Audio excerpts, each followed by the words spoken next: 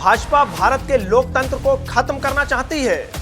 भारत की संवैधानिक संस्थाएं ईडी, सीबीआई भाजपा के इशारे पर नाचती हैं।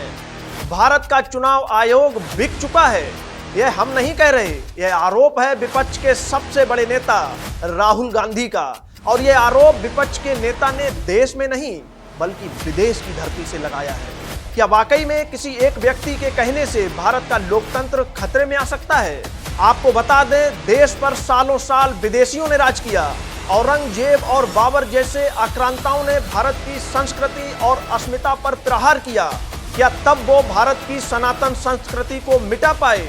स्वतंत्र भारत की सबसे चर्चित और पावरफुल नेता स्वर्गीय इंदिरा गांधी, जिन पर फर्जी वोटिंग करा के चुनाव जीतने का आरोप लगा था और न्यायालय के आदेश के बाद उनकी कुर्सी चली गई, जिसके बाद लोकतंत्र का हनन करते हुए उन्होंने आपातकाल लगा दिया था। ईडी, सीबीआई को जिस कांग्रेस के राज में पिंजड़े का तोता कहा गया, क्या तब लोकतंत्र खत्म नहीं हुआ राहुल जी?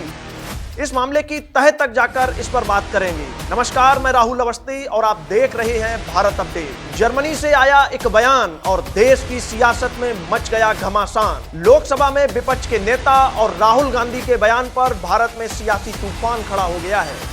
जर्मनी के दौरे पर राहुल गांधी ने भारतीय जनता पार्टी पर संविधान को खत्म करने की साजिश रचने का आरोप लगाया, जिसके बाद बीजेपी ने इसे भारत और भारतीय लोकतंत्र का अपमान बता दिया। आपको बता दें, राहुल गांधी 17 से 19 दिसंबर तक जर्मनी के दौरे पर थे। 18 दिसंबर को उन्होंने बर्लिन के हर्टी स्कूल में छात्रों को संबोधित किया। कांग्रेस पार्टी ने इस बातचीत का एक वीडियो भी बनाकर सोशल मीडिया पर जारी किया। इसी वीडियो में राहुल गांधी ने बीजेपी सरकार पर गंभीर आरोप लगाए। राहुल गांधी ने कहा कि भारतीय जनता पार्टी संविधान की उस मूल भावना को खत्म करना चाहती है जो सभी नागरिकों को बराबरी का अधिकार देती है। उन्होंने इतना ही नहीं, यह भी कहा कि इस समय देश की संस्थाओं पर सरकार और संघ का कब्जा है और देश के लाखों लोगों की सोच सरकार से अलग है। राहुल गांधी ने यह भी आरोप लगाया कि सरकार जांच एजेंसियों का इस्तेमाल हथियार की तरह कर रही है। उन्होंने कहा कि चाहे ईडी हो चाहे सीबीआई हो, इनका उपयोग विपक्षी नेताओं को डराने और धमकाने के लिए किया जा रहा है। उनके मुताबिक जो नेता बीजेपी में शामिल हो जाता है उसके खिलाफ कार्रवाई रुक जाती है। चुनावी प्रक्रिया पर भी उन्होंने सवाल उठाए। राहुल गांधी ने कहा कि पिछला हरियाणा का चुनाव कांग्रेस जीत चुकी थी, जबकि महाराष्ट्र के चुनाव निष्पक्ष हुए ही नहीं। राहुल गांधी ने कहा कि लोकतंत्र तभी मजबूत होता है जब चुनाव स्वतंत्र और निष्पक्ष हो। राहुल गांधी के इन बयानों के बाद भारतीय जनता पार्टी ने चौतरफा हमला बोल दिया। यहां तक कि केंद्रीय मंत्री जेपी नड्डा ने हमला करते हुए कहा कि प्रधानमंत्री नरेंद्र मोदी दुनिया के 29 से ज्यादा देशों से सर्वोच्च सम्मान प्राप्त कर चुके हैं और उसी समय राहुल गांधी विदेश की धरती पर जाकर भारत को बदनाम कर रहे हैं। तो जब पार्लियामेंट चलता है तो राहुल गांधी जर्मनी में होते हैं और भारत के खिलाफ वहां वक्तव्य दे रहे होते हैं। और कब दे रहे होते हैं? जब प्रधानमंत्री मोदी जी को 29 से ज्यादा सर्वोच्च सम्मान से सम्मानित किया जा रहा हो, तब जाकर के वो भारत को गाली देने का काम करते हैं, भारत के खिलाफ होते हैं। बोलो, ऐसी विपक्ष टिकेगी क्या? ऐसे विपक्ष को रहना चाहिए क्या?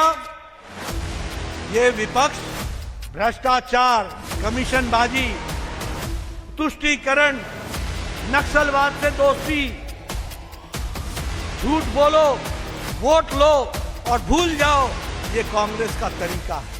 इसी मामले पर राजनीतिक विश्लेषक आलोक पांडे ने राहुल गांधी को उन्हीं की सरकार का उनको इतिहास याद दिलाने का प्रयास किया है। देखिए सबसे पहले उनका ये पूरा बयान।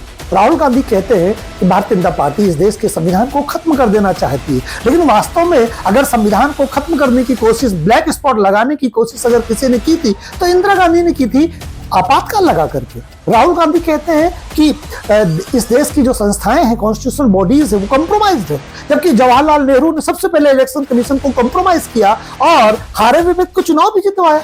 इंदिरा गांधी ने जो सजा हुई थी उनको, वो किस बात की सजा हुई थी? फर्जी वोटिंग कराने के लिए। तो फर्जी वोटिंग में इस देश के प्रधानमंत्री की कुर्सी चली गई, वो भी कांग्रेस की ही थी, राहुल गांधी की दादी थी। इस देश में सीबीआई को पिंजड़े में बंद तोता 2012 में कहा गया जब कांग्रेस ने सरकार थी, तो राहुल गांधी क्या भारतीय जनता पार्टी को आरोपित करते हुए कांग्रेस के कुकृत्यों को बता रहे? क्योंकि भारतीय जनता पार्टी ने अभी तक जितने भी संवैधानिक संस्थाएं हैं, ऐसा कोई कुकृत्य नहीं किया है जिसको प्रत्यक्ष रूप से कहा जा सके कि भारतीय जनता पार्टी ने इस देश के संविधान को खत्म किया है, इस देश में इलेक्शन कमीशन को कॉम्प्रोमाइज किया है। ये सिर्फ आरोप मात्र लगाकर विदेश की धरती से आप भारत के लोकतंत्र को, भारत की 140 करोड़ जनता को सिर्फ और सिर्फ अपमानित कर रहे हैं। और वहीं बीजेपी के राष्ट्रीय प्रवक्ता गौरव भाटिया ने तो राहुल गांधी की तुलना मीर जाफर से कर डाली।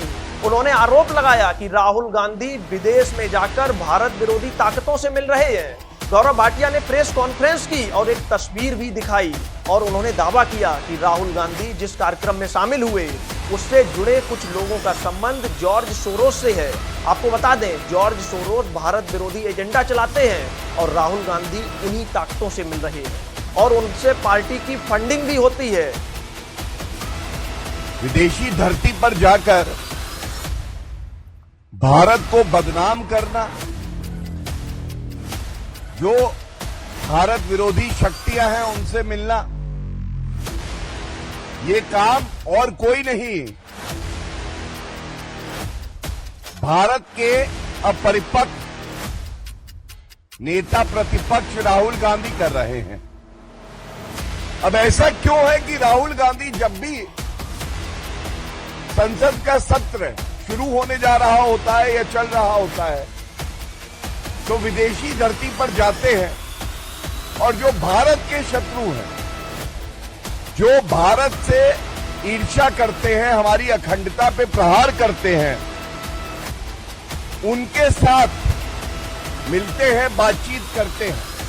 ये कौन सा एजेंडा है भारत विरोधी कि भारत का नेता प्रतिपक्ष ऐसी शक्तियों से मिलके भारत के खिलाफ षड्यंत्र कर रहा है।